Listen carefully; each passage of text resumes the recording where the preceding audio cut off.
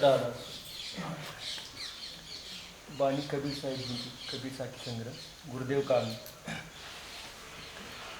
गुरु को कीजे दंडवत, कोटि कोटि प्रणाम। गुरु को कीजे दंडवत, कोटि कोटि प्रणाम। कीट न जाने भृंगी को, कर ले आप समान। ये परम संत सदगुरु कबीर साहब जी की वाणी। This is the Vani of Param Sant Sadguru Kabir Sahib. Kabir साहब जी आज से 650 साल पीछे बनारस नगरी में प्रकट हुए थे। आप तो लोग मुसलमान समझते हैं, लेकिन आप एक विधवा ब्राह्मणी के पेट से पैदा हुए थे।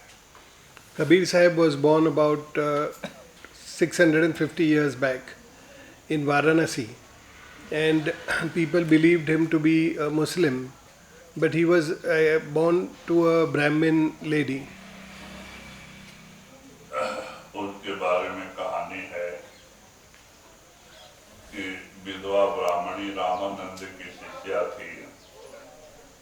वो 8 बजे स्नान करके गंगा से आ रही थी और स्वामी रामानंद दूसरे स्नान के लिए गंगा किनारे जा रहे थे। So there is a story about his birth.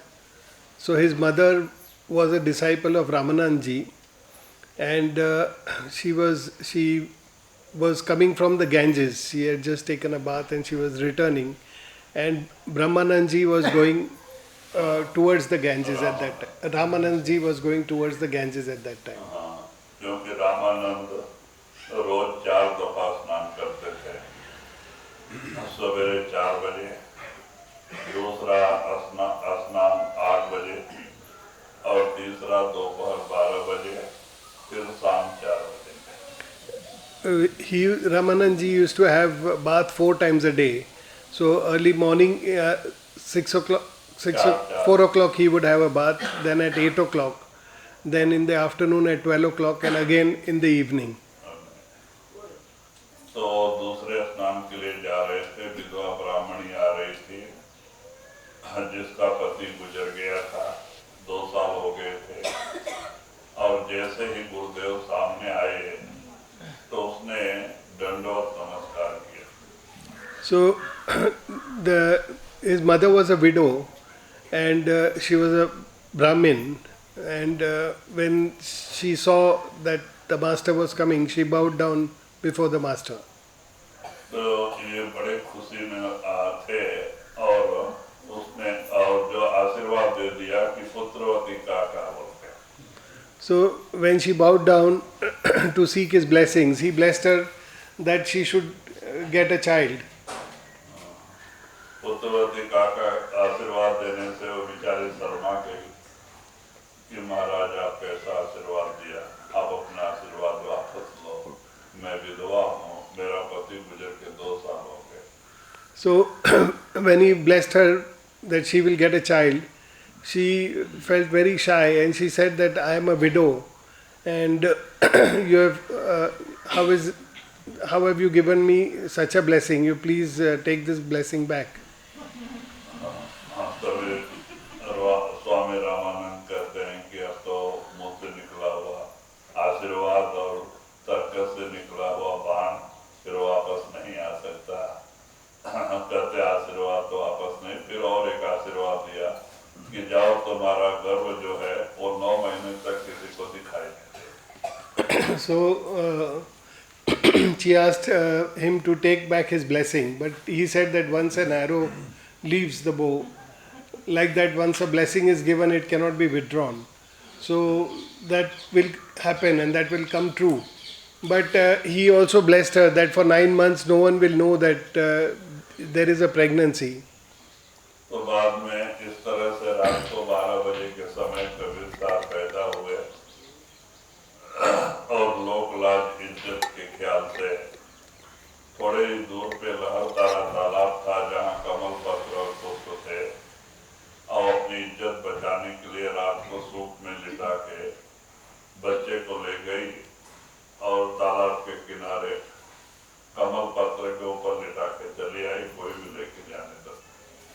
So Kabir Sahib was born at 11 o'clock in the night, and at that time, hiding from all, she went to a nearby lake which had all lotus, and there in a basket she let go the baby.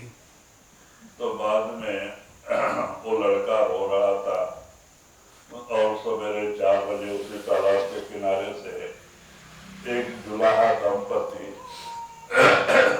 अपनी औरत को बैलगाड़ी में बिठा के लेके आ रहा था उसके मायके से ससुरा अपने घर को। तो जैसे ही तालाब के किनारे पहुंचा तो बच्चा रोने की आवाज आई, तो वो अपने बैलगाड़ी रोक के उतर के गया तालाब के किनारे, तो देखा एक सुंदर बच्चा जो है कि तालाब के किनारे पड़ा है और रो रहा है। So after some time around that place, there was a weaver and his wife who were passing by. They were going back to their home, and they could hear the cries of this baby. So they stopped by to see that, and they found this baby in a basket crying near the lake. उसके कोई संतान नहीं थे। उसने सोचा चलो परमात्मा ने हमारे लिए भेजा है, और वो बड़े प्रेम से उसी बैलगाड़ी पे रख के घर को लेके आया।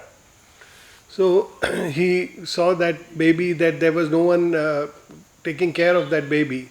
So he took that baby and took the baby home with him. तो बाद में जैसे हम बच्चे लोग का नामकरण करते हैं, वैसे वो 4 महीने के बाद मुल्ला को बुलाया उसका नामकरण करने के लिए। तो उसमें कुरान के अनुसार नामकरण करते हैं। So after about 4 months, there is a naming ceremony that has to be done in that community. So he was in a Muslim community, and he accordingly called a mullah, and they open the Quran, and then they find a name from there. So there is a ceremony for that naming, which was done at the end around 4 months after. तो बाद में वो जितना दफा बंद करके खोले तो कबीर कबीर आ रहा था। अब कबीर का मतलब परमात्मा, और एक बालक का नाम कबीर कैसे रखें, बड़े चक्कर पड़ के बंद करते हैं, फिर खोलते, फिर कबीर आता। तो सोचा ये आत्मा कोई छोटी मोटी हस्ती नहीं है, और ऐसे गरीब के घर रहना अच्छा नहीं है। ऐसा आत्मा तो हमारे जैसे बड़े मुल्ला लोगों के घर में रहना चाहिए। So when that mullah came and he opened that Quran to search for the name of Kabir appeared, and Kabir is the name of God Almighty. So he again closed the book and again opened it. So he did it several times, and each time the name Kabir appeared, and he felt that this is something very unique, and this is a very poor family, and this baby is in a very poor family. Such a baby should be residing with us. तो बाद में उन लोगों ने झूठ बोल दिया कि ये बच्चा मूल नक्षत्र में पैदा हुआ है, जो भी माँ बाप पालेंगे वो मुँह देखेंगे, वो जिंदा नहीं रहते, इसीलिए उसके माँ बाप छोड़ के गए हैं, तो इसीलिए ये अच्छा नहीं है बोल के। तो आप लोगों का भी मुश्किल है जीना। So then they made up a story, and they told him that, told the parents that he is born in such a constellation, and that constellation which is called Mool Nakshatra, that constellation causes the death of the parents when the child is born.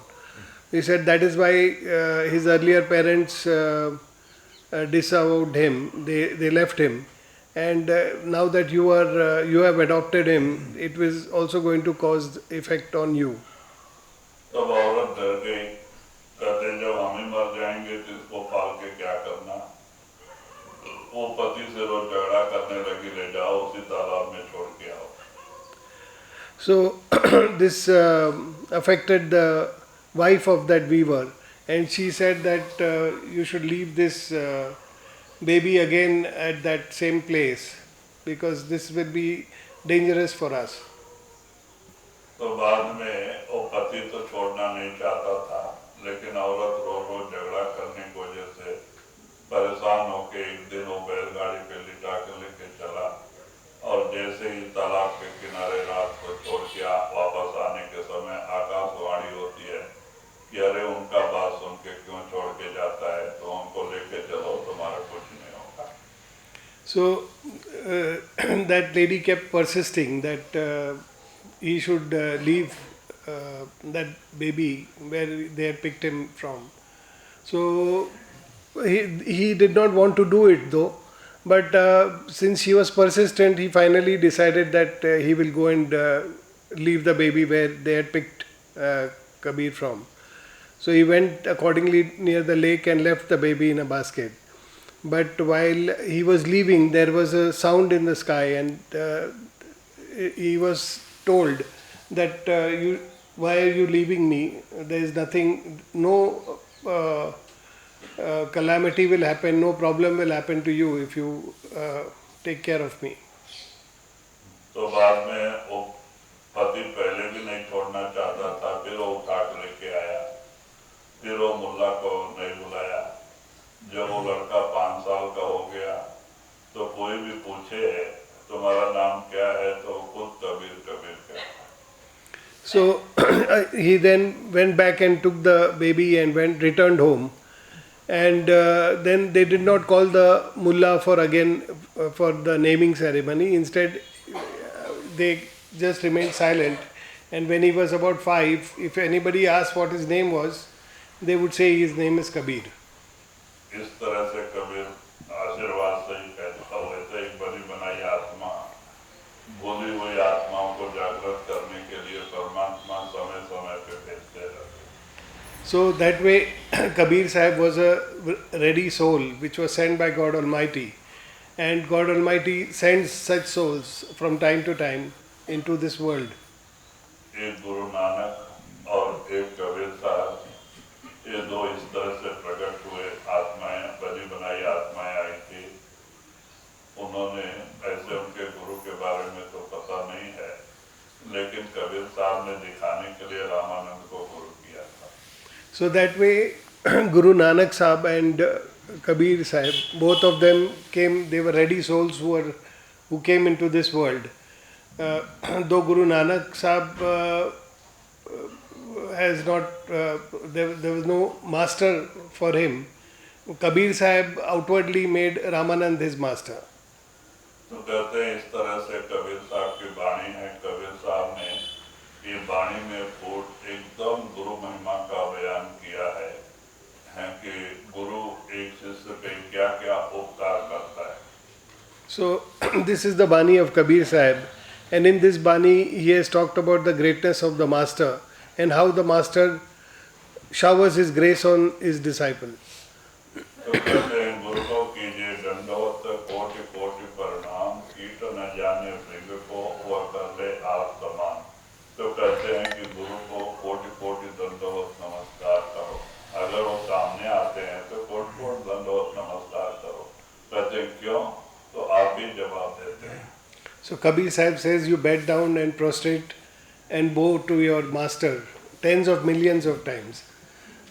And it is like the caterpillar, he doesn't know what the mason wasp is going to do and how he is going to transform him. Like that, the master is going to transform the disciple and he should bow down to his master.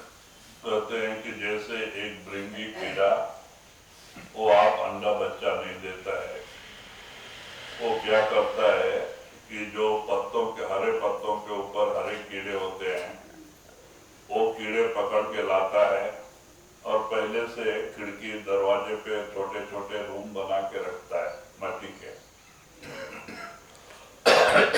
और एक एक घर में एक एक कीड़े को बंद करता है बेहोश करके.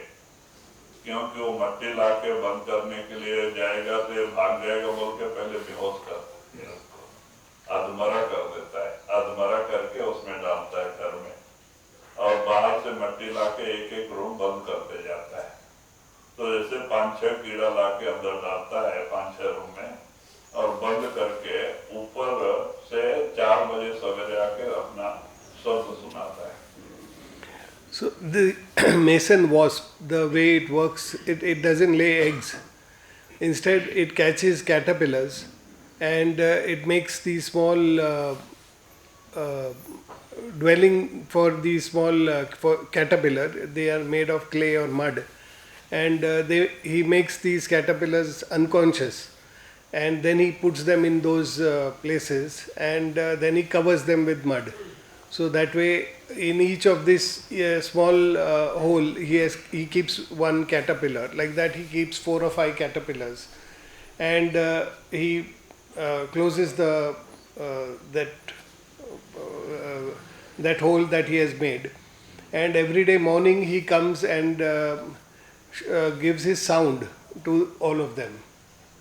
तो अंदर का कीड़ा जैसे जैसे उसकी आवाज की तरफ ख्याल करता है वैसे वैसे अंदर के कीड़े के रूप रंग सब चेंज होते जाते हैं और धीरे धीरे उसको पैर भी आ जाते हैं, पर भी आ जाते हैं और वो कीड़ा उड़ने के लायक हो जाता है.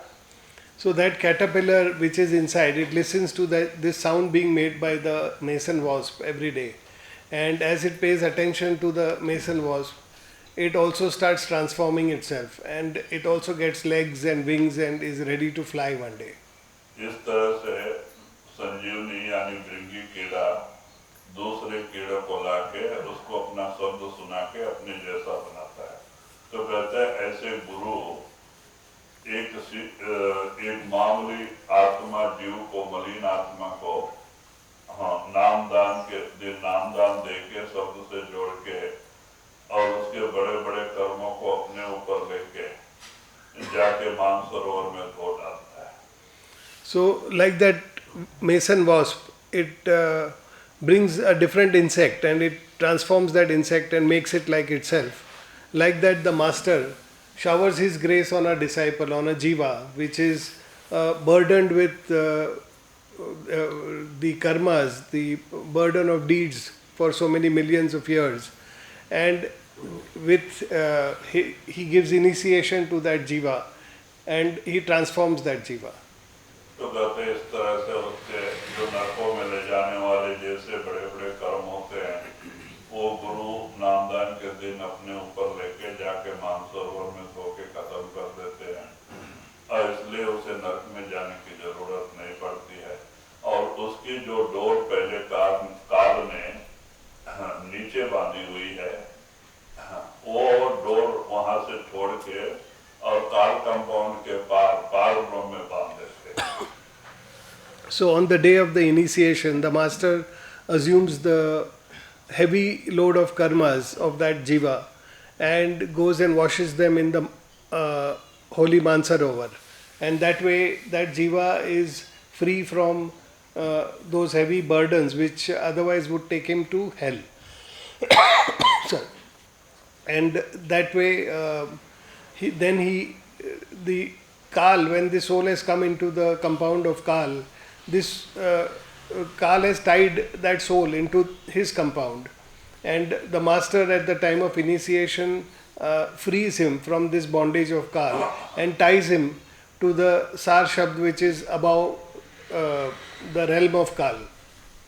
तो कहते इस तरह से फिर नाम दे करके उसका जवाबदारी अपने हाथों में लेके भजन सत्संग सेवा भजन सुमरन करा के उस आत्मा को इस काल कंपाउंड से निकाल के और सतलोक सचखंड लेके जाते हैं. So that way, by redeeming some of the karmas and then making that jiva do his meditation and do his simran, bhajan, dhyan and seva and satsang, the master transforms, brings about a transformation of that jiva and takes him back to God Almighty, and he frees him from the compound of Kal. तो कहते हैं करोड़ों जन्मों से जो आत्माएं मन के दायरे में कर्म करके 84 लाख शरीर में भटक रही थी उसको उससे छुटकारा दिला के और फिर भजन सुमरन करा के ऊपर के मंडलों में ले जाके वासा दे के सतलोक सचखंड ले जाते हैं जो उसका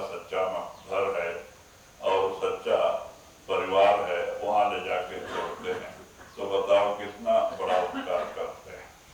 So the masters, they free that jiva which is burdened with the karmas, the deeds of so many tens of millions of lives, and they free that jiva from the influence of mind which has made that jiva do all of this, and they the jiva in a higher planes so that it can cleanse itself, and then they take the jiva back to God Almighty. So such is the grace of the masters that they free that jiva from this bondage of Kal. कहते हैं जिस तरह से एक भृंगी कीड़ा उस मामूली पत्ते पे रहने वाले हरे कीड़े को क्या पता कि वो हमारे साथ क्या कर रहा है, तो कहते हैं ऐसे जीवों को भी सद्गुरु क्या क्या उपकार करता है उसे वो पता नहीं, लेकिन वो उसको अपने जैसा ही बना के परमात्मा के पास ले जाते हैं.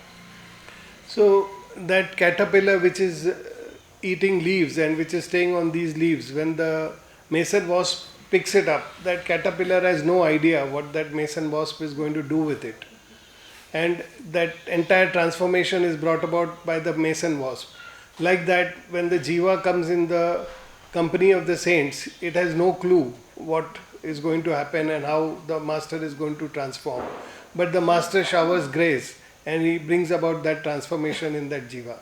तो इसीलिए कहते हैं कि ऐसे गुरु को कोटि कोटि दंडवत नमस्कार करो, क्योंकि उसके उपकार का कोई हम कीमत चुका नहीं सकते. So Kabir Sahib says therefore that for such a master you bow down to him and offer your devotion tens of millions of times, because that is the kind of grace he is showering upon you.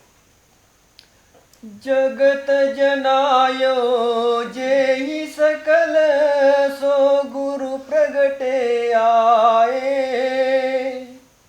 जगत जनायो जेहि सकल सो गुरु प्रगटे आए. जिन गुरु अकियन देखिया सो गुरु दिया लिखाए. तो ये आप इशारा देते हैं जगत जनायो जेहि सकल, कहते जिस ताकत ने दुनिया की रचना किया, कहते वही ताकत वही शब्द गुरु के रूप में दुनिया में अवतार लेके आता है, एक मानव शरीर धारण करता है. क्यों? हमारे आप जैसे भूली हुई आत्माओं को अपने घर ले जाने के लिए, परमात्मा के पास ले जाने के लिए. So he says that holy sound current which is emanating from God Almighty and which has made all of this creation, that comes and manifests as a master in this world, and that the reason for that manifestation is that that master then liberates the souls to take them back to God Almighty. कहते जिस ताकत को जिसने दुनिया बनाई है हमारे अंदर 24 घंटे धुनकार दे रहा है, कहते जिस ताकत को हम इन आंखों से देख नहीं सकते, ऐसी ताकत को हमारे अंदर प्रकट करके हमें सुना के और उसका आधार देके हमें अपने घर ले जाता है. So that sound current which is resonating at the eye center and which has emanated from God Almighty, the master comes and he transforms that jiva, he makes that jiva connected with that sound current, and then he makes that jiva capable of getting connected to that sound current and going back to God Almighty. सतगुरु समको है सगा साधु समको दात. सतगुरु समको है सगा साधु समको दात. हरि समान को ही तू है हरिजन समको जात. फिर आप इशारा देते हैं कि सदगुरु समान को है सगा, कहते हैं कि सदगुरु के समान हमारा जो सगा संबंधी यार दोस्त मित्र और दुनिया में कोई नहीं है. He then says that there is nobody other than the Sadguru. There is no one like the Sadguru, who is your true relative. There is all other relatives do not measure up to the master. कहते हैं कि बाहरी दोस्त तो सुख में जरूर साथ देते हैं, लेकिन दुख में कोई साथ नहीं देता। लेकिन एक सद्गुरु ही ऐसा है जो सुख दुख और जन्म मरण में भी हमें निकाल के हमें इस 84 के जेल खाने से हमेशा मुक्त करता है। उसका उपकार बयान नहीं किया जा सकता। No other relative stands by at the time of difficulty or at the time of death.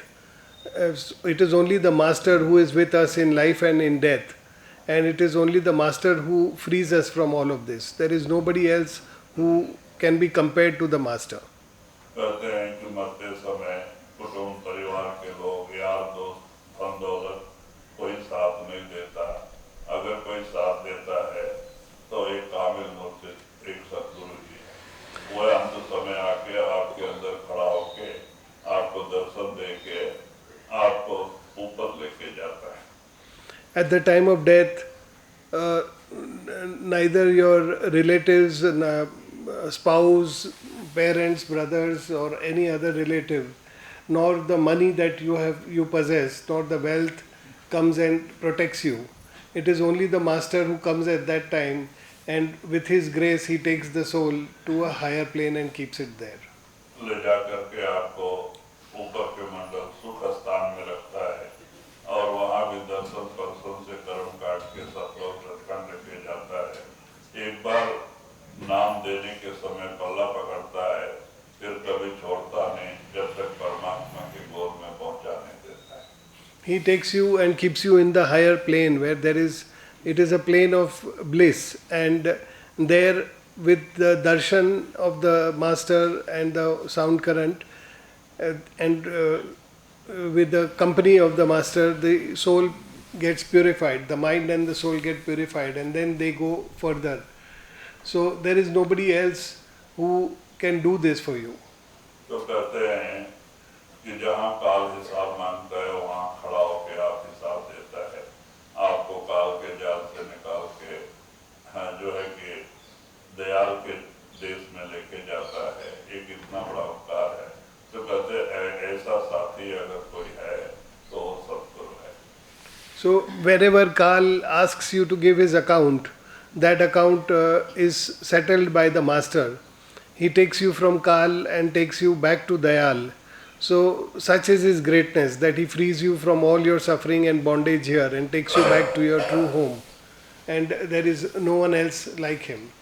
और साधु सबको दात कहते हैं कि साधु के समान दात देने वाला दुनिया में कोई नहीं है। तो कहते हैं गुरु सखा भी होता है, गुरु दाता भी होता है। कबीर साहब ने कहा था गुरु समान नहीं दाता जग में, गुरु समान नहीं दाता। There is also no greater giver than the master. He showers his grace and he showers his mercy on you, and there is nobody else in this world who comes close to the extent of grace and mercy that is showered upon you. और हरि समान को हित है अर्जन तम को जात। कहते हैं कि आपका हितकारी आपका पिता परमात्मा है। जब तक हम परमात्मा से नहीं मिल जाते हम मुक्त नहीं होते। So your true well-wisher is God Almighty, and till you go and meet God Almighty, you are not free from all of this. तो कहते हैं हरिजन संको जात। हरिजन का मतलब आजकल हमारे उत्तर भारत में चमारों को हरिजन कह देते हैं। तो हरिजन का अर्थ बहुत ऊंचा होता है। हरिजन का मतलब हरिभक्त। हरिभक्त कोई जात वाला भी हो। तो कहते हैं कि हरिभक्त से बड़ा कोई जात नहीं। So he says that there is no greater caste than Harijan. Harijan in India, and especially in northern India, is considered to be the lowest of the castes. They are the lowest strata of society. But actually the word Harijan means the devotee of God Almighty. He is a Harijan, and therefore he is actually of the highest order. He is of the highest caste. लोगों ने गांधी ने सोचा लो कि नीच वालों को भी थोड़ा इज्जत मिले, उन्होंने उसका नाम हरिजन रख दिया। So Mahatma Gandhi ji thought that lower caste people should get some respect, so he called them Harijans. हाँ, तो कहते हरिजन हरि भक्त को कहते हो, कोई भी जात वाला हो। So Harijan is a devotee of God Almighty and he can be of any caste. सतगुरु की महिमा अनंत अनंत किया उपकार, सतगुरु की महिमा अनंत अनंत किया उपकार, लोचन अनंत उगारिया अनंत दिखावन हार। तो कहते हैं गुरु एक सिख पे कितना उपकार करता है, कहते हैं उसकी कोई गिनती नहीं हो सकती। वो तो एक गुरुमुख ही जानता है कि गुरु के ऊपर, माने एक सिख के ऊपर कितना दया करता है। So Kabir Sahib says that it is impossible to count the amount of mercy and grace that is showered on the jiva by the master, that only the master and God Almighty know. तो कहते हैं कि अनंत किया उपकार, लोचन अनंत उभारिया अनंत दिखावनहार। कहते हैं कि गुरु क्या करता है कि अनंत बहुत तरह की दया करके हमें काल के जाल से मुक्त करके अंदर ले जाके 10वें दरवाजे में हमारी तीसरी आंख खोल के, अनंत को देखने वाली आंख वो खोल के, और हमें वो अनंत ताकत परमात्मा का दर्शन कराता है। तो कहते ये काम संतों का है। So Kabir Sahib says that the master showers infinite mercy and grace so that the jiva gets free from this bondage and entanglement of kal, and he opens the third eye which can see limitlessly, it can see everything around, and he takes back the soul to the limitless, to God Almighty. जो हमारी तीसरी आंख खुल जाती है ज्ञान की आंख, तो हमें हर जगह पे गुरु ही गुरु पहले नजर आता है। जहाँ भी देखो सब सद्गुरु ही सद्गुरु नजर आता है। लेकिन जब परमात्मा का दर्शन हो जाता है तो हर जगह परमात्मा ही परमात्मा नजर आता है। वो अनंत को देखने वाली आंख खोल के वो अनंत ताकत का दर्शन कराता है। When our third eye opens, wherever we see our Sadguru, we see our Master, and that is the kind of vision we get when the third eye opens. And after that, when with His grace we see God Almighty, we see the limitless God Almighty, then everywhere we see God Almighty. एक सामसिंह महाराज जी के शिष्य थे भाई वजीरा, है तो मुसलमान थे लेकिन उसमें लगन थी, गुरु से प्रेम प्यार था, सेवा और भजन सुमरन ज्यादा 4-5 घंटे रात को बैठता था। तो उसकी धीरे धीरे रूह चढ़ाई कर गई, ये 9 दरवाजे छोड़ के 10वें में आ गई, उसकी तीसरी आंख खोल गई और सदगुरु अंदर प्रकट हो गए। During Satsang Maharaj's time, there was Bhai Vajira. That way he was a Muslim, but he was a devotee, and he used to do a lot of meditation. In the night he would sit for 4 to 5 hours and do meditation. So he went within, and he came to the 10th door, and his third eye opened. तो वो क्या करे, अब वो control करने को नहीं है उसको, तो देखे कहीं नीलगिरी का पेड़ खड़ा है तो जाके उसको आलिंगन करे, महाराज आप यहाँ खड़े हैं। कोई कुत्ता बाहर से अंदर आता है तो जाके उसको गले लगाता है कि महाराज आप कहाँ से आ रहे हैं। कोई गाय आ गई तो उसको जाके गले लगाता है कि आप कहाँ जा रहे हैं। तो ये सब लोग देख के लोग हंसते थे कि क्या ये पागल हो गया, और बाद में ऐसे ही चर्चा होते होते लेकिन कुछ लोग जाके सामसिंह महाराज से कंप्लेन करते।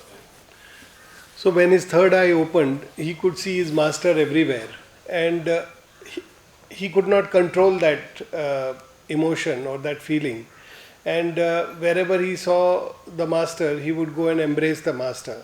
So if he saw eucalyptus tree, he would go and embrace the tree and say that master, you are standing here.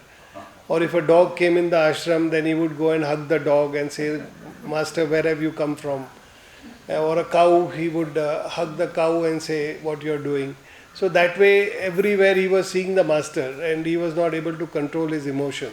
Now, others in the ashram saw this and they felt that he has gone mad, and they made a complaint to Ramsinghji Maharaj. तो महाराज जी को complain कर दिया। अब महाराज जी नाराज हो गए, क्यों भाई वजीरा बाहर दिखाता है? बोले हाँ, बस उसका जो चढ़ाई थी वो बंद हो गई।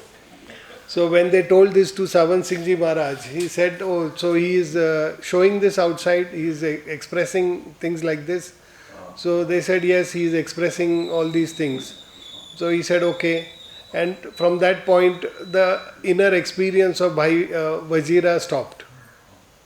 तो अब वो कहते हैं जिसको इतनी मेहनत करके जो जिसकी कोई कीमत तो नहीं, ऐसा रत्न मिला था, नाम प्रकट हुआ था, गुरु प्रकट हुआ था, अगर वो बंद हो जाए तो उसको कितना दर्द होएगा। अब वो बेचारा खाना पीना छोड़ दिया, सोना भी हराम हो गया, खाली पानी पी के रहता था और रात भर भजन में बैठता था कि कहीं अनुभव फिर से चालू हो जाए। So, for someone who has done such hard meditation and someone who has gone through this experience of seeing the radiant form of the master and listening to the holy sound current, for him when this experience stops, it is unbearable. And accordingly, Bhai Wazira also felt very sad and he stopped eating. He lived only on water and he kept doing his meditation, hoping that somewhere that inner experience would start again. तो कहते हैं कि वो उसके लिए पागल हो गया और खाना छोड़ दिया, पानी पी के रात दिन भजन बैठता था, लेकिन वो अंदर नहीं जाती थी, वो एकदम दुखी था और ऐसा हो गया 15 दिन में सूख के शरीर सब सूख गया, खाली पानी पी के रहता था, अब मरने के स्टेज हड्डी और चमड़ा रह गया। So that way it was unbearable loss for him, and he kept meditating to see if that could happen, and he didn't eat.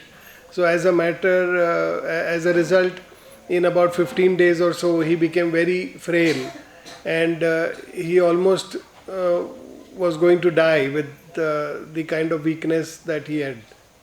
तो बाद में हिम्मत नहीं होती थी कोई जाके सामसी महाराज जी से उसके बारे में प्रार्थना करे। तो बाद में कुछ बुजुर्ग लोग थे जो कि जयमल सिंह महाराज जी के शिष्य थे, ऐसे दो प्रेमी थे जो सावन सराय में रहते थे। तो कुछ लोग मिलके वो प्रेमी के पास गए और वो बुजुर्ग के पास जाके प्रार्थना करते हैं कि महाराज भाई वजीरा को माफी दिला दो, आप महाराज के गुरु भाई हैं, आपकी बात मानेंगे, आप प्रार्थना करके इसके ऊपर दया करा दो। So, looking at him, all the other sevadars in the ashram did not dare to go to Ramsinghji Maharaj to plead for his mercy. There were two initiates of Jaimal Singh Ji Maharaj who were also staying there. So the sevadars went and requested them that they have been initiated by Jaimal Singh Ji Maharaj, so they can, as a brotherly disciple, go to Ramsinghji Maharaj and request him that he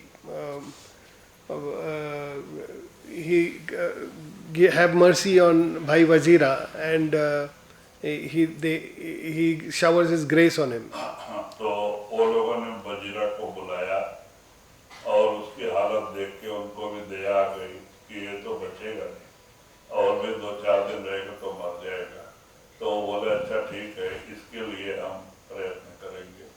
तो वो दोनों मिलके दूसरे दिन सवेरे ऊपर कैसे कैसे तकलीफ उठा के चढ़े महाराज के बंगले पे, चढ़ के और बाबा जी बैठे हुए थे चाय पी के, तो जाके चरणों में गिर पड़े, कहते महाराज माफ कर। So these two old initiates, they felt that, so they went to see Bhai Wazira, and when they saw him, they also felt that if he does not get the grace of the master, then he will not be able to survive. So they next morning went up to Ramsinghji Maharaj. They somehow climbed the stairs with great difficulty and went up. Ramsinghji Maharaj had just finished his tea, and they fell at his feet and begged for forgiveness. तो बाद में महाराज हंस के कहते, भाई आप लोगों ने क्या गलती किया, माफी मांगने के लिए आए? तो वो लोग कहते हैं कि महाराज मुझे नहीं, तो भाई वजीरा को, नहीं तो मर जाएगा, अब नहीं बचेगा, खाली हड्डी और मांस है, आप उसके ऊपर दया करो. So when they pleaded for his forgiveness, Ramsinghji Maharaj asked them as to what they had done for them to ask for forgiveness. So they said, it is not for us, but it is for Bhai Wazira. So you please forgive him, because if he doesn't get that mercy from you, he will not be able to survive.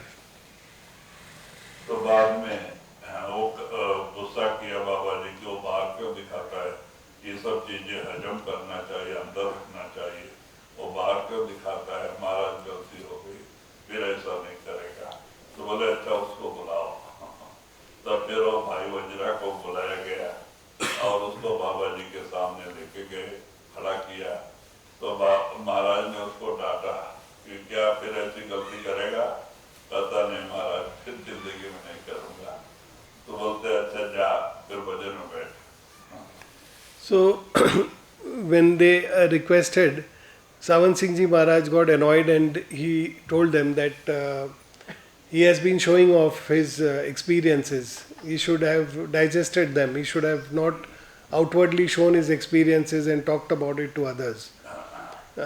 So therefore, this is his punishment. But they requested him for his mercy, and he said okay, and he summoned Bhai Wazira to be brought to him.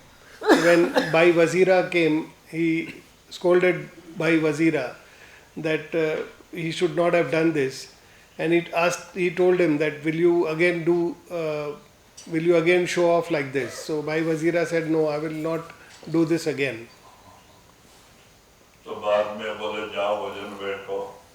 फिर वो जाके ध्यान बैठा, फिर उसकी रूह चढ़ाई कर गई, फिर अंदर के नजारे चालू हो गए, फिर गुरु दर्शन होने लग गया. So then he told Bhai Wazira to sit for meditation, and when Bhai Wazira sat, he again went within and he got the same experiences like before. हाँ, तो कहते हैं कि इस तरह से जब हमारी तीसरी आंख खुलती है, अंदर गुरु प्रकट होता है, तो हर चीज के अंदर जहाँ भी आप देखते हैं सब जगह गुरु ही गुरु नजर आता है. So like that, when that experience of ours opens up, when our third eye opens and we go within, then whatever we see the master everywhere. तो इसीलिए कहते हैं उस अनंत रूपी आंख को खोल के वो अनंत ताकत जो सर्वव्यापी है उसको दर्शन कराते हैं. ये कितना बड़ा उपकार है संतों का. So Kabir Sahib says that he opens that eye which can see infinity, and he takes the soul and merges with infinity, with God Almighty. So such is the grace of the Master. जेहि खोजत ब्रह्मा तके सुर नर मुनि अरु देव. जेहि खोजत ब्रह्मा तके सुर नर मुनि अरु देव. कहे कबीर सुन साधवा कर सतगुरु की सेवा.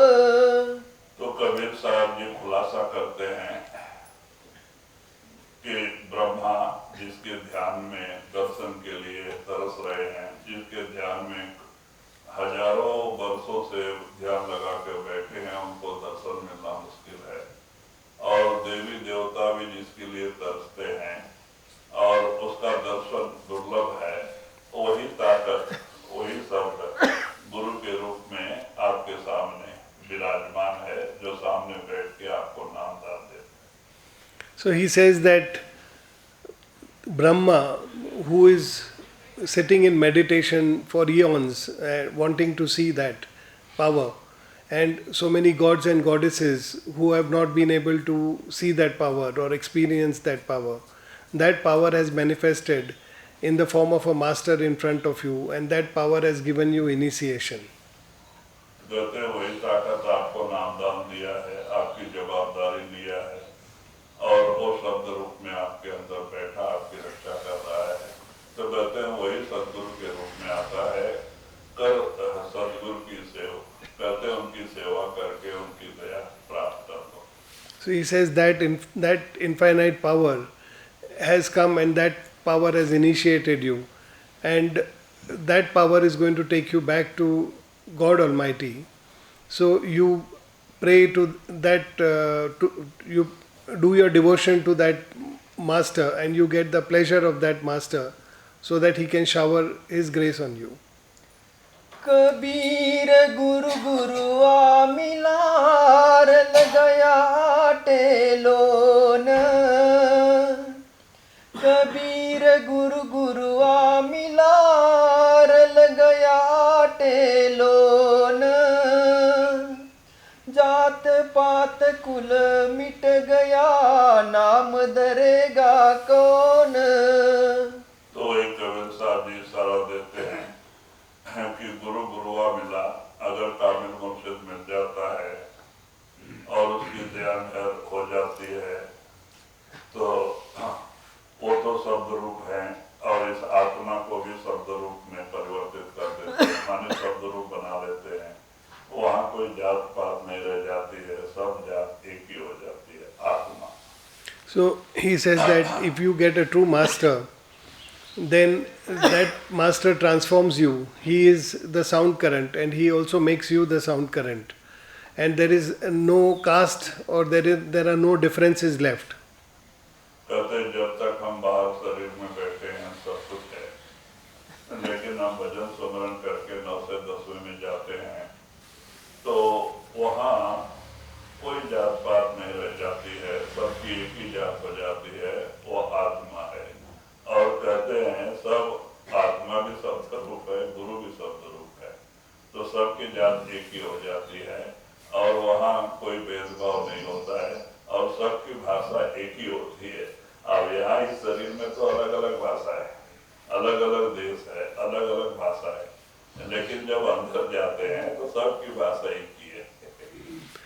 So that master, so outside we have all these castes and creeds and we have all differences, nationalities and all of this. But once the soul goes inside, the master is sound current and the soul also gets merged with the sound current. There are no differences left between the souls and the masters, and all souls there are of the same type, and they merge with the sound current. All the souls also talk the same language. It is only outside here that we have different ethnicities and different languages and different countries. All that is not there within. There everyone is in the sound current and everyone speaks the same language.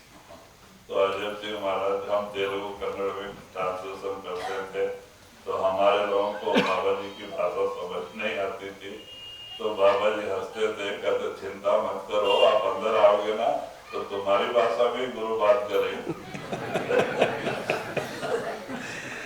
So when I used to take the Sangat from here to Sanji, I used to translate Telugu and Kannada to them because they did not understand the language of Sanji.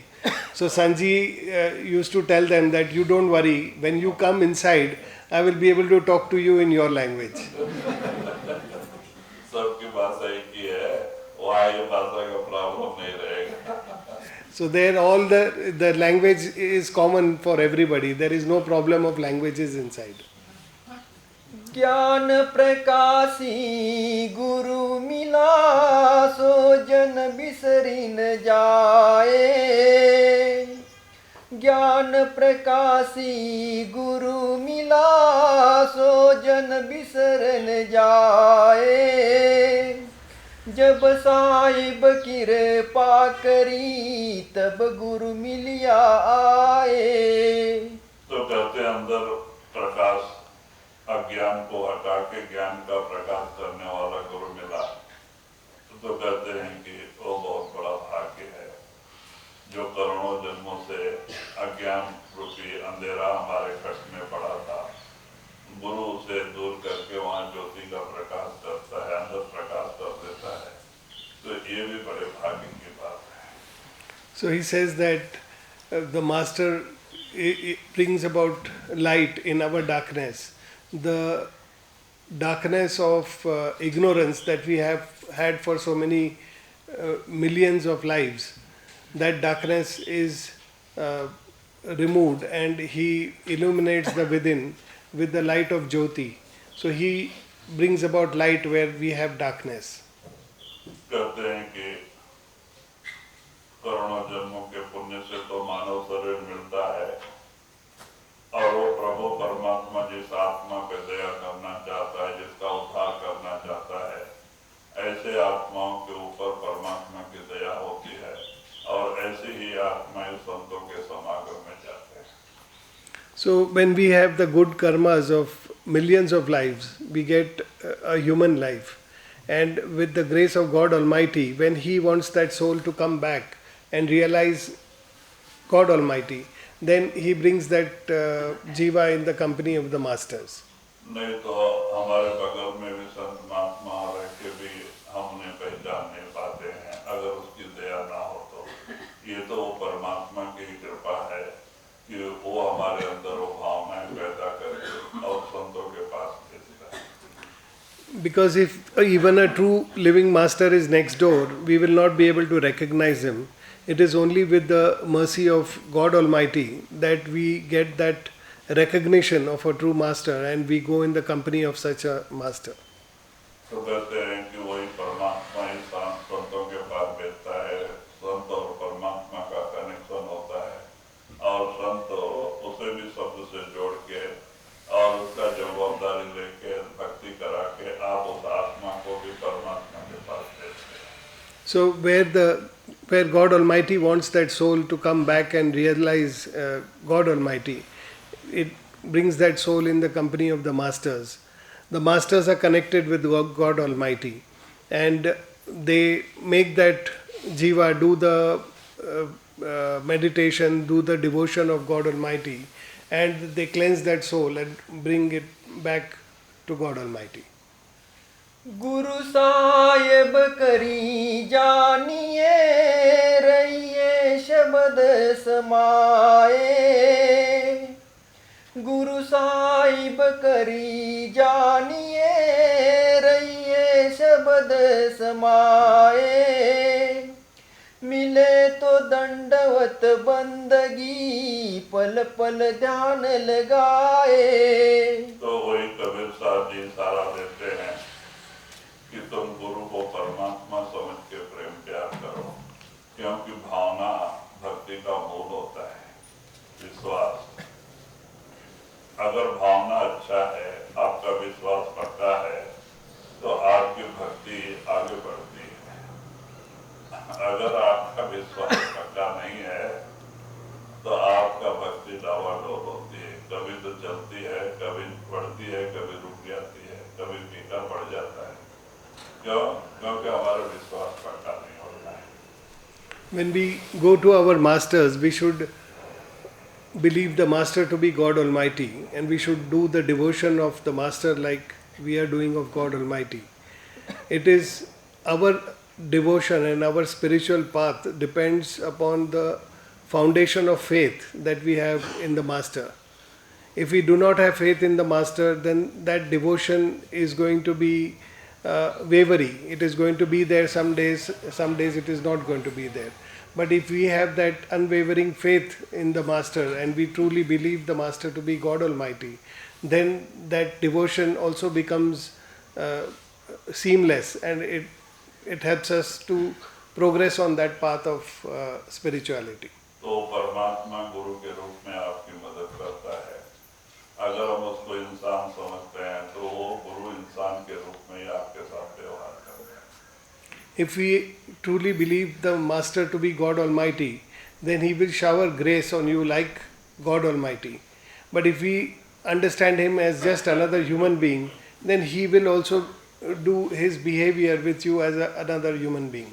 तो कहते हैं आप उसे परमात्मा का रूप समझ के प्रेम प्यार करो, जब मिले तो दंडवत नमस्कार, यानी कि दीनता नम्रता से उनको नमस्कार करो. So, therefore, we should believe the Master to be God Almighty, and with all humility, whenever we meet the Master, we should bow down with that humility to the Master and have that devotion for the Master. और संत दो तरह के होते हैं. एक तो जैसे businessman जो एक बड़ा व्यापारी बन जाता है, जैसे आडवाणी हो, कौन सा Adani.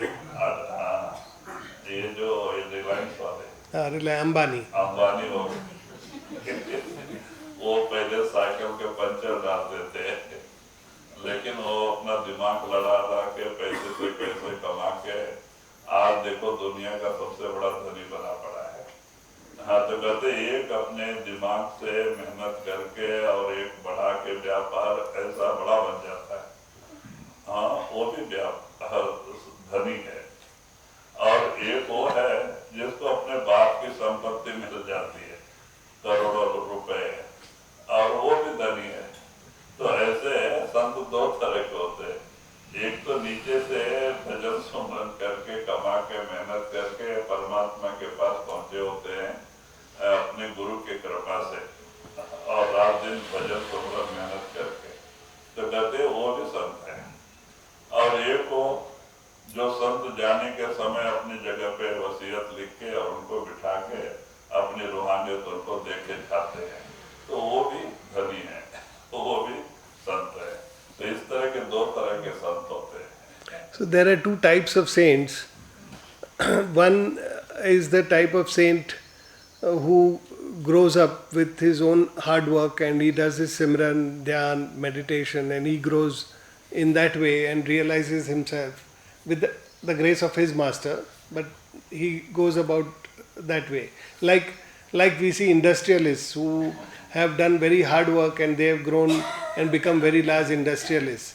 Like that, these saints work hard and they build their spiritual empire or their spiritual wealth by their hard work. And then there are other saints who are gifted. So, like industrialists, there are those who have who become legal heirs to their wealth, to the property of their ancestors, and they are also wealthy like the hard-working industrialists. Like that, there are these other saints who get all of this as a providence from their masters. Their masters give them their full spiritual wealth and hand it over to them, and then they leave their body. So like that, there are two types of saints, one who have earned it and one who have been gifted by their masters. तो कहते हैं कि इसलिए संतों की कदर करनी चाहिए. संतों का स्टेज कोई छोटा मोटा स्टेज नहीं होता है. हमें न उनका महिमा नहीं करते तो उनकी निंदा भी नहीं करनी चाहिए किसी की. So we should have all humility and respect the masters. They are of a very high order, and if we are not able to talk good about the masters, we should not talk ill about the masters. गुरु को सिर पर राखिए चलिए आज्ञा माही. गुरु को सिर पर राखिए चलिए आज्ञा माही. कहे कबीरता दास को तीन लोक डर नाही. तो एक कबीर साहब जी कितना खुलासा करते हैं. आज से 650 वर्ष पीछे की बात है, और लोग कबीर साहब के विषय में कुछ भी बोलते हैं, लेकिन एक बनी बनाई आत्मा थी वो. देखो उन्होंने संत मत का एक गुरु की महिमा का कितना बयान किया है. तो वही कहते हैं गुरु को सिर पर रखिए चलिए आज्ञा माही. सिर पर रखिए चलिए आज्ञा माही. कहते हैं गुरु का स्वरूप का ध्यान रहे हमेशा, या तो सुमरन रहे या तो ध्यान रहे, तो गुरु हमेशा आपके सिर पे है। तो कहते हैं कि रहिए आज्ञा माए, जो उन्होंने हुक्म दिया नामदान के समय उसके ऊपर अमल करना और हमेशा उनके ध्यान में रहना। माने या तो गुरु का सुमरन रहे या स्वरूप का ध्यान रहे, दोनों एक ही बात है। तो हमेशा गुरु ध्यान में रहता है।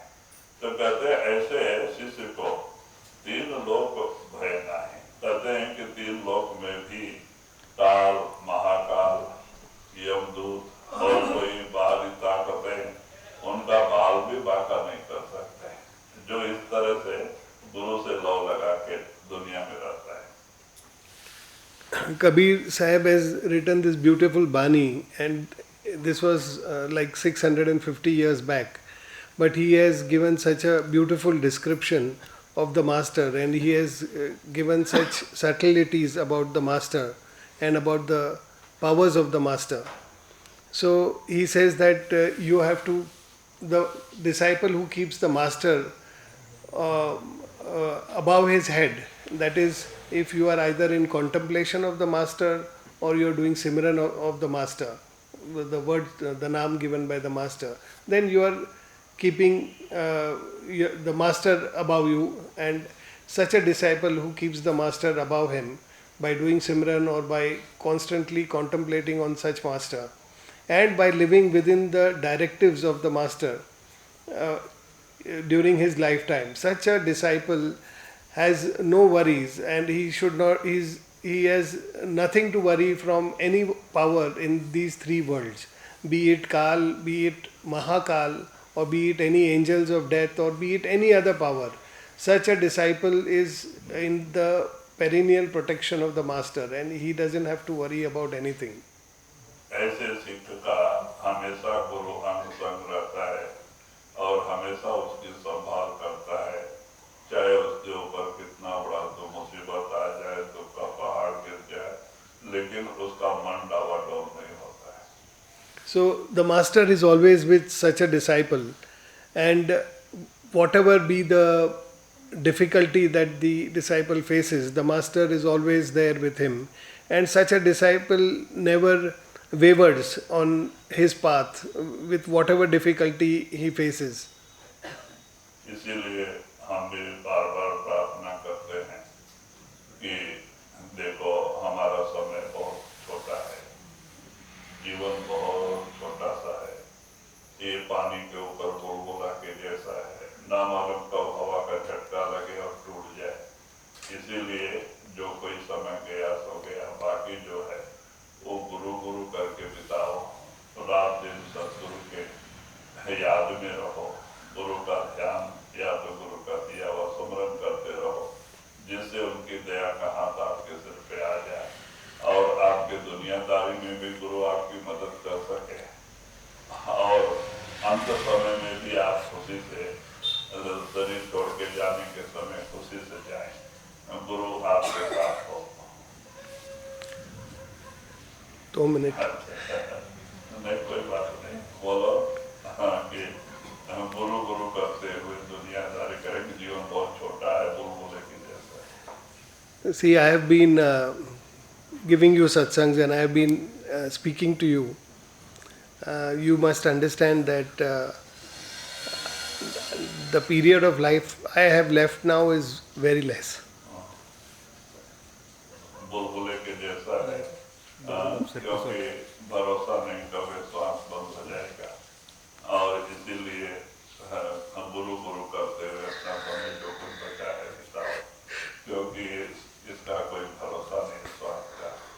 हाँ, तो इसीलिए कहते हैं कि अपने समय को सार्थक बना दें कि हमेशा उसकी रक्षा हमारे सिर पे रहे.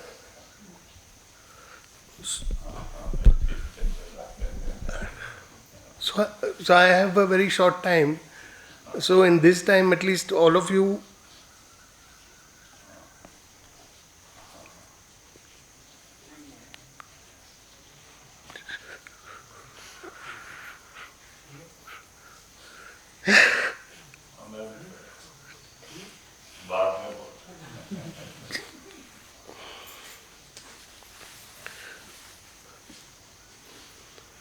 So you make most of this time, do your meditations and remember your master.